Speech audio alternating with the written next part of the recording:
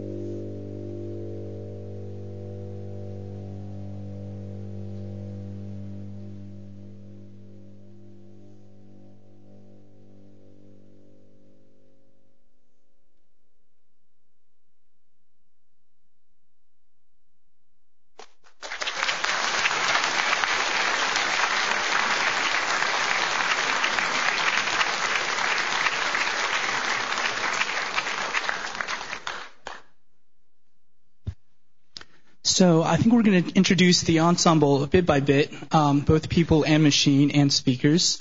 So letting you know, we do have Jason and Mike Gao in the tiger outfit, sitting on the back with hemispherical speaker arrays. And then we have Nick and Michael on the two sides here. And they each have a laptop as well as in command of a hemispherical speaker array. And then, of course, we have 8 members up here. All right, so the next piece we're going to play for you is a piece called Non-Specific Gamelan Taiko Fusion. This is one of the earlier pieces in the laptop orchestra repertoire. This one was composed by Perry Cook, my advisor at Princeton, and myself. It was actually first performed in 2005. We've since adapted and changed it and used it for other pieces, but this piece largely has remained the same. And this piece, in short, explores using a computer network synchronized conductor paired with a human conductor in performing a weird, perhaps whimsical fusion type of music. So enjoy. I'll be quizzing you about the names of the pieces afterwards.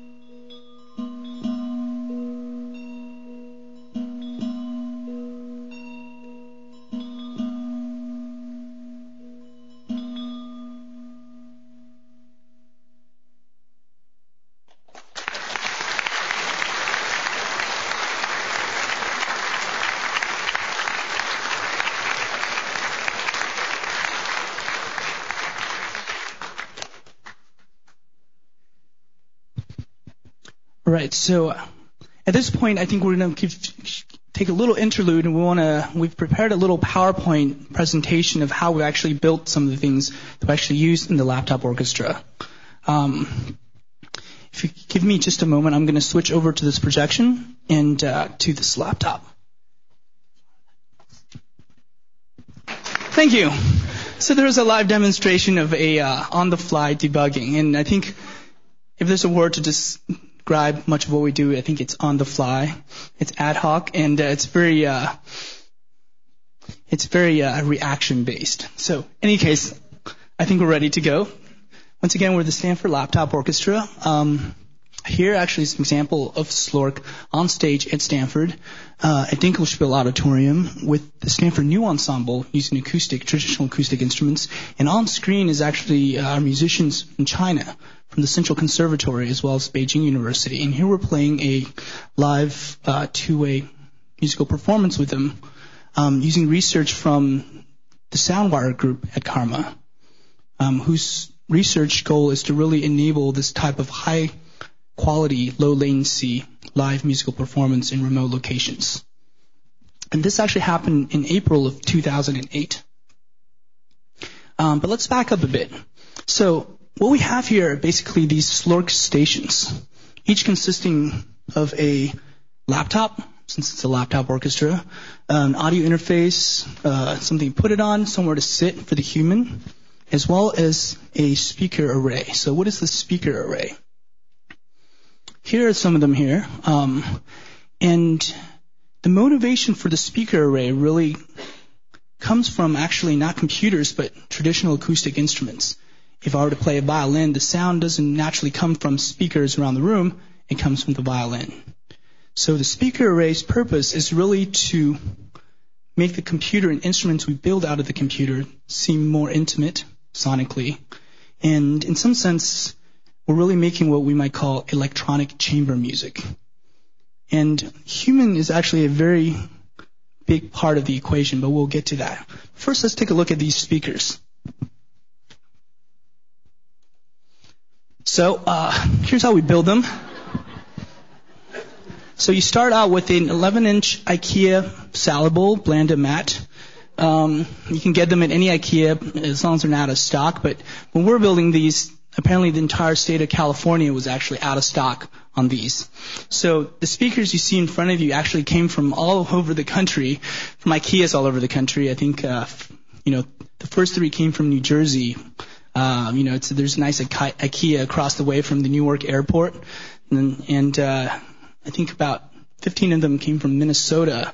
Nick's mom actually bought out the remaining stock at the Minnesota IKEA and shipped them, FedExed them to us. More came from Texas as well as Florida. The first step into building these is actually to simply to turn them upside down.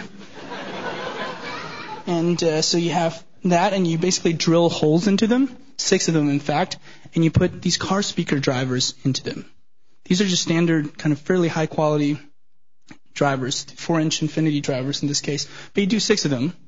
And you also take apart kind of these stereo T-amps, and then basically stack them so that you would basically have a 6-channel device. And you make a lot of them. So everything we do is basically multiplied by 20. 20 salad bowls, 20 of these kind of stacks of amplifiers. You put that together, and then you, of course, add a laptop. You add an audio interface because speaker arrays we're actually building are multi-channel. There's 6 different speakers in them, and they can be independently addressed, which means you can send a different signal out of all of them. And that compositionally actually opens up all kinds of possibilities in terms of actually creating and spatializing different sounds. We sit on meditation mats and pillows. They're kind of comfortable. I don't know if you can see this. I guess you can. This is so pretty much like a large part of the ensemble comes directly from IKEA. This is a breakfast table. And we get some power strips and we chain them together. And we have a wireless switch that's actually sitting right there that does some of the network synchronization in the ensemble. A power conditioner to smooth out power. And then we add different interfaces. For example, this kind of finger drum pad, the trigger finger, the MIDI keyboard, turntables, as well as kind of traditional kind of gaming devices such as the joystick, Wiimotes, dance pad, you name it. And all of this actually goes into each one of these workstations. This is actually part of the group that built this thing pretty much almost exactly a year ago. Here's Nick actually drilling into. We actually end up, drilling more than 120 holes in total, and we kind of wore out I don't know how many of these saws, stacks of boxes of speakers. Members actually wiring them together, soldering them together, taking apart amps, and it was like this in the lab at Karma at Stanford for many weeks, and it truly was a group effort. Here we see these speaker bases being routed to give them a nice smooth edge on the bottom, and before you know it, we have 20 of these. Here we are preparing outside of Karma for a concert in the Sculpture Garden at Stanford University. We're basically spread out all through the garden. There's me conducting. Here's Chris playing. I believe these segues actually were from a very special guest. Steve Wozniak and company actually attended the event in a nice Segway entourage. We're very pleased to have him. We also had to put this network switch actually on a tree, because without having it that high, it couldn't get direct line of sight to all the laptops, and we're dropping network synchronization that way. So our assistant actually had to climb the tree. We had to find someone who actually can climb trees pretty high and actually put this up there. This is one of the many, kind of ad hoc engineering challenges the Slork faces on a performance-by-performance basis. And these, I think, is a preview which you might see later, so I'm not going to talk about them now, but Slork is also a classroom. As Susan said, it's a classroom combining all these different elements kind of in a fairly natural way, such that you have programming, sound design, composition, arranging, as well as live performance, all kind of integrated into this one vehicle. And the nice thing about it is that they're not really crammed together. They're simply just there because everyone's there to make music and to make music together as a group. So, instead of the assignment being, take this list of words and then write an algorithm to sort them in this way, the assignment might be make a drum machine and perform it for the class next time we meet, or create a trio performance using the laptop. And it's been a really fun, I think, a way to learn about all these things. And in fact, in the laptop orchestra class, we have people from all different disciplines, from music, of course, computer science, engineering, biology, history, architecture. Anyone can be part of this ensemble as long as they have a will to make music with computers and is willing to keep an open mind about how to make music together.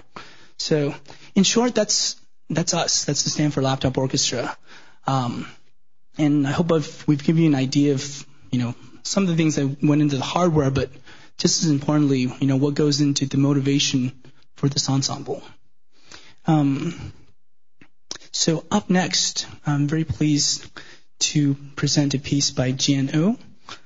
She's a graduate student at Karma, and I will leave her to tell you about this piece.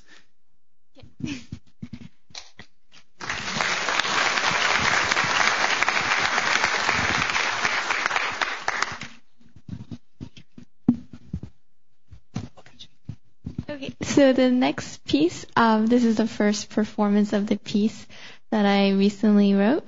It tells the story of a hungry wolf. It's one of my favorite Aesop's fable. And it was originally intended for a younger audience, but I hope you enjoy it as well. Thanks.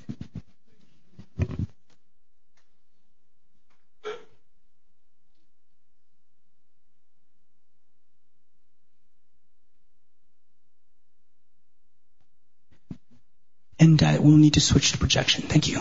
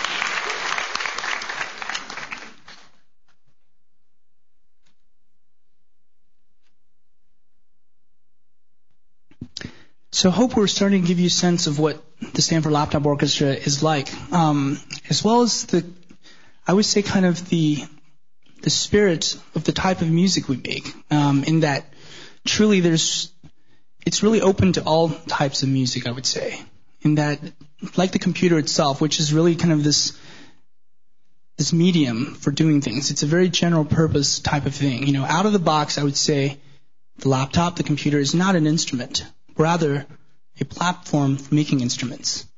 And so one thing that really differentiates a laptop ensemble from a more traditional musical ensemble might be that, well, for every piece that we do, we essentially have to start from scratch and think about what are the instruments, what are the sounds, what are the interactions that we can actually make as humans, and how does that translate to sound, and how can we be expressive with that instrument, and then finally how to put that all together in a composition in performance. So in some ways I guess I'd say this is both a blessing and a curse, but I think in that we have to pretty much start from a blank slate. But I think for us, if we're willing to actually do this, I say this is much more of a blessing, because we get to really explore all kinds of different musics and different interaction paradigms and new performance paradigms within this. So the next piece is a piece called One Stone Flow. And this is a piece by Rocco De Pietro, who is a visiting composer and a composer in residence at Stanford University this year. And I think it's been our great honor to have him work with us in the Stanford Laptop Orchestra and to really bring his clarity of vision and also musicianship to us, and actually work with us to create a type of piece that we've never actually done before. And I think I can speak for the entire ensemble when I say that this is actually a wonderful journey that we've taken with Rocco. And he's actually here with us tonight, and I want to introduce him and have him say a few words about this piece. So please welcome Rocco.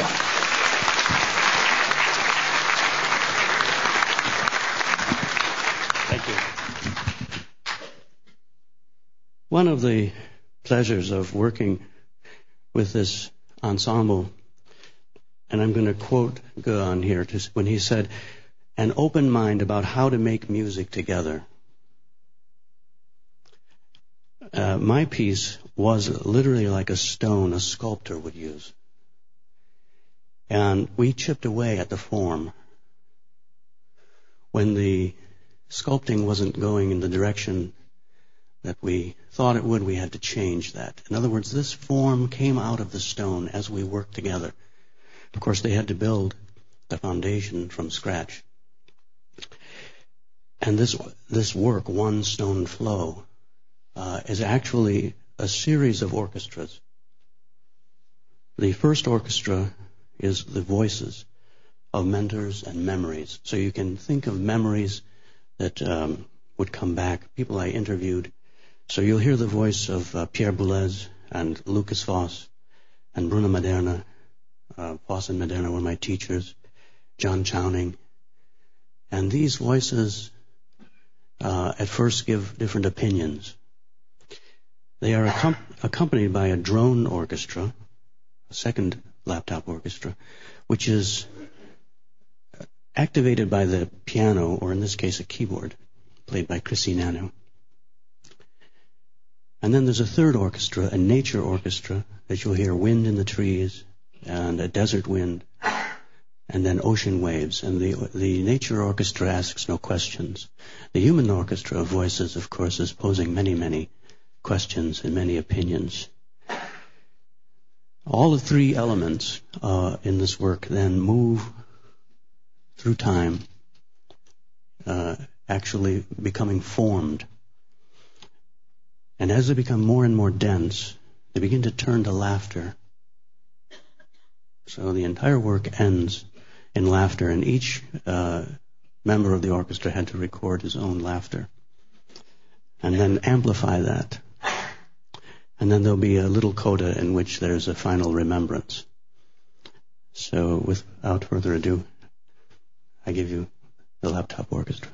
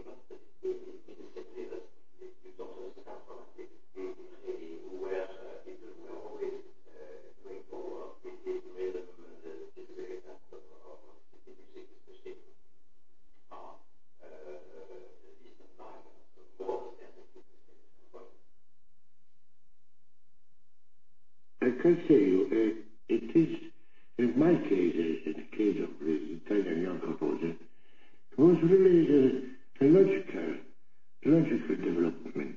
I can say today it's impossible to compose without to go in the normal way, this kind of thinking, of mentality. You begin, for a case, with polyphony, no? And polyphony for Stravinsky, and polyphony Alabato. And you are near. If you are cultivated, if you are curious, if you are not quiet, if you are like it, you go through consequently, and then you find the mentality. Schoenberg, I don't think he had one idea that it was so important. It's not only for himself, but for Weber and a band. But anyway,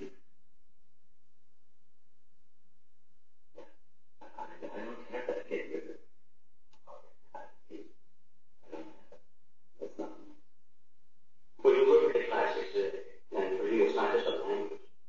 No, it's a lot of it. Always. You know, some people will take the classics. They live with classical music a lot. But it's a language. I mean, it's not something you occasionally I use music of the past, but not necessarily great classical composers like Mozart. But very often I just use minor composers. I know Renaissance music and other music.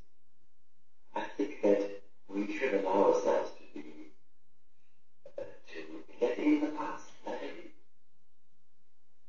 I don't think we need to be afraid of it. Of course, it can be overwhelming. You know, if you find it overwhelming, you've got to get rid of it. having Maureen to see to watch how she reacted and adjusted, I pretty early on just convinced that, okay, good performers would tune the contact. Yeah. String quartet. Yeah. They all tune up to this experience. Different beats. And they play together. They play complex modulations. And they never have a problem. And the sisters never have a problem. When they play with the piano, and the good ones change the tune. They're playing with the piano, but system. So always need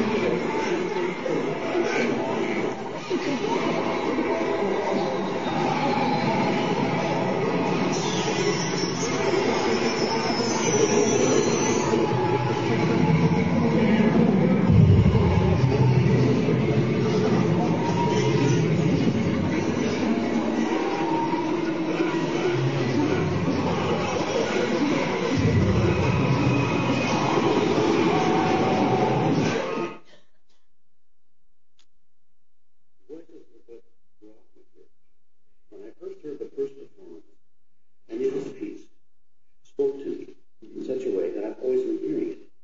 Something very similar to this idea of hearing a voice and having it speak to you. So that this is the basis of the interview, because this interests me very much. And that we went back to these ancient sources, so I had remembered.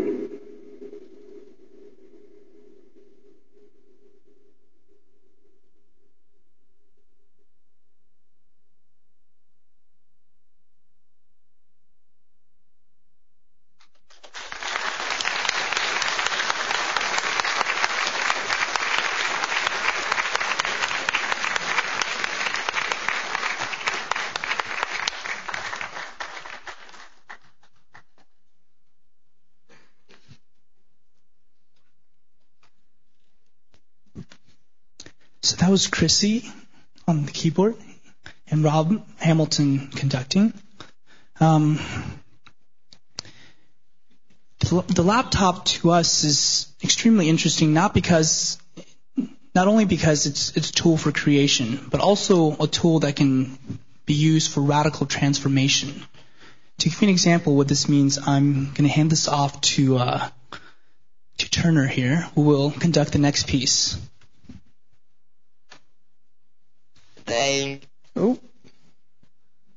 Thank you very much, go on, for letting me have this chance to speak to the people.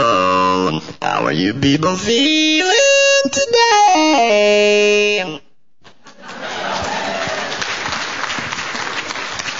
Well, that is most excellent to hear. I'm feeling pretty good myself.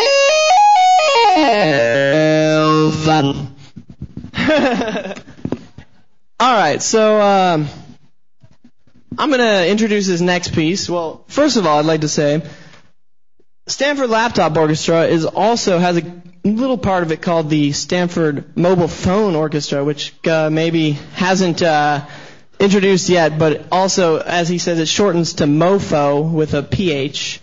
And so I guess I'm going to quickly represent with that little bit the iPhone, which is a small computer in and of itself, and it has many of the same, if not, well, not all, but many of the same capabilities as the laptops up here.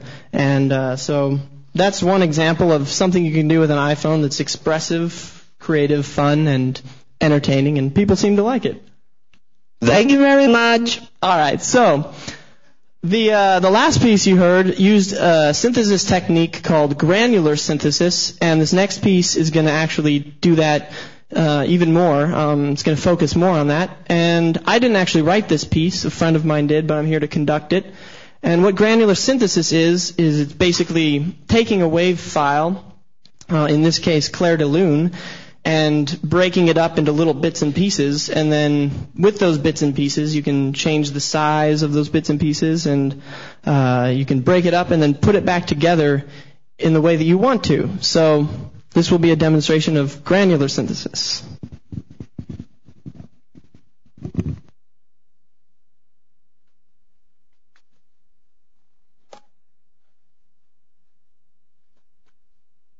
Oh yeah, I can get the projector here.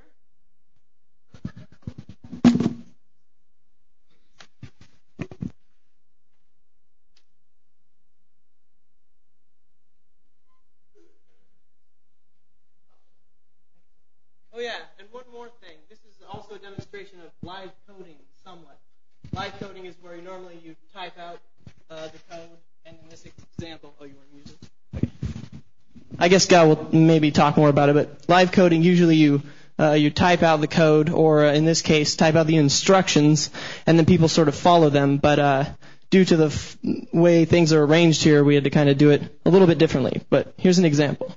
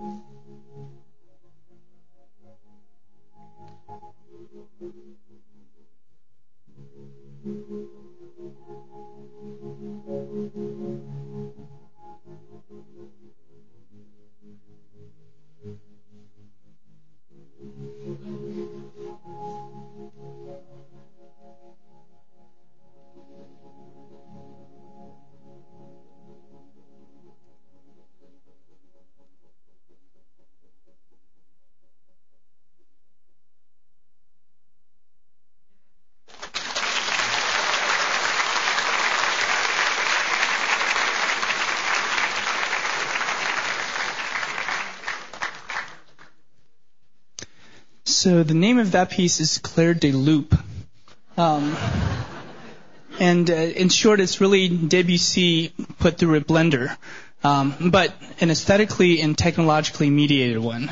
And in this case, using computers, we're able to use the aforementioned granular synthesis essentially to really chop an existing sound or a passage up into very tiny sound molecules that we can then essentially paint, if we're to use that visual metaphor, as sound.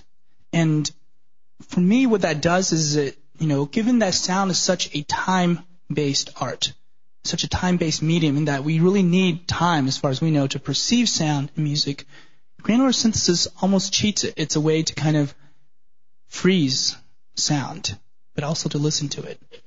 And so the instrument that we just heard is essentially using granular synthesis to really freely swim through time, through this performance of Clair de Lune. And with it comes great possibilities. And so this is just, we hope to at least show you one example of that. If Debussy were to experience that, I'm not sure what he'd think, but we'd hope that at least he wouldn't hate it too much. So up next, I think we have our final piece. And this is a piece called We Are All Fernando. And we'll need to switch the projection back. And just to give you an idea what this piece is like, the piece is by Robert Hamilton, who is, I think, madly preparing for this piece. He's a composer, researcher, and graduate student at Stanford University in the Center for Computer Research and Music and Acoustics. And he's a very multi-talented individual. In this case, he's actually taking the Quake 3 engine, which is the software engine for a very popular video game where essentially people run around and shoot rocket launchers at each other. But in this case, he's transformed it into a compositional and kind of a performance environment, where instead of running around with guns to try to shoot each other down, we run around and make music together. And instead of people, I think we have lizards. And to wrap up kind of this presentation of the Stanford Laptop Orchestra, we hope we've given you an idea what it's like, what a laptop orchestra is like, and what the Stanford Laptop Orchestra is like, as well as some of its origin, and kind of what our kind of philosophy or kind of goals are in terms of music making. And actually, while we're setting up for this, I think we have time to take maybe one or two really quick questions, if anyone has anything kind of burning to ask us. Yes? Not enough.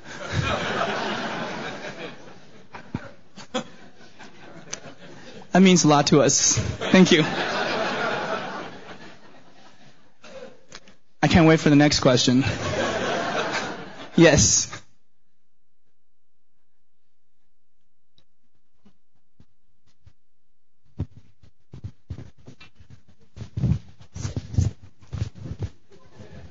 Oh, to me? No. I'm sorry, I misunderstood. I wanted to know if there is a musical notation you use, and if so, what form would it take? Oh, that's a great question. Well, it depends on the piece. And really, I think that same answer applies to the laptop orchestra a lot. It's just this answer of it depends. And because for every piece, we essentially start from a blank slate and design the instrument essentially from scratch and how it sounds. And how we notate it or how we conduct it is actually completely up to the piece. It's a very ad hoc process. So in some compositions and performances, we actually have very strictly notated or even traditionally notated music and scores that we follow. And others, on the other side of the gamut, perhaps is, a border on free improvisation, and then everything that spans this gamut. To give you an example, wow, these stairs are like really steep. I'm already out of breath.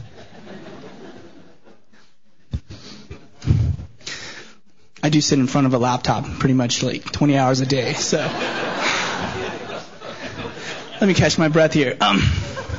So to give you an idea of one of the pieces that's really kind of out there in some sense is a piece and you're going to ask that question again, except like 10 times, is a piece by Pauline Oliveros called Murphy's Mix-Up. And this piece is actually based on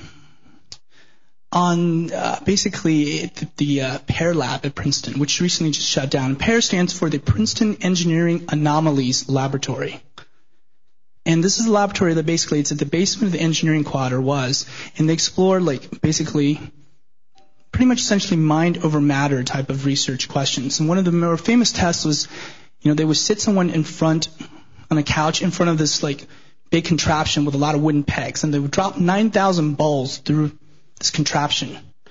And given the peg's placement, you would actually expect the ball to actually form a nice distribution, Gaussian, at the bottom. But their whole thesis is that by having someone focus and concentrate on that, they can actually force and will the distribution to actually be skewed one or another to a statistically significant extent.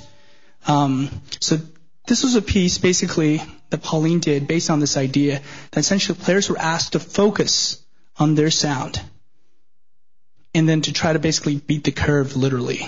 And this piece, not for violin or even for laptop, it was a piece for intention, where the players actually did not even touch the laptop. So I will just preemptively pass on your question to a lot of people, including at the PEAR Lab. But I think to us, this really, for us this means a lot because it really frees us from actually thinking about what, I seem to have people looking at me behind my back.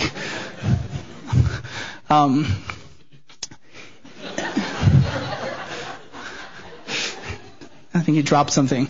I think if nothing else, I think what we're trying to do here is something that really isn't limited by any kind of arbitrary boundaries. It's whatever we think could be interesting and how we actually can mediate that with computers and with music. So, I think the lizards are getting really antsy, so we're just going to jump into We're All Fernando. Ready to go?